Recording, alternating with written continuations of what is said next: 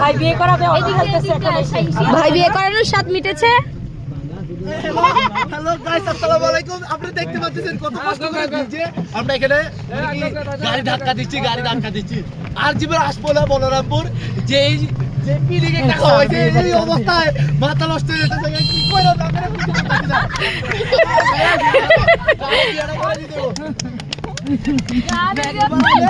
দ্বিতীয়বার আসলে হেলিকপ্টার দিয়ে আসতে হবে, হেলিকপ্টার দিয়ে চলে যেতে হবে। ওকে ওকে আল্লাহ তোমার কাছে বিচার দেন। আর কেন মারা নাই নাম্বার দেবার খালি খাওয়াই আর ঘুমায়। আল্লাহ ফর্মুলা নাই ভাইয়া গায়ে পানি দিয়ালো। আচ্ছা ওই রানা আম্মু বসে একটু তার ভিডিও করে তার আরেকটু বক্তৃতা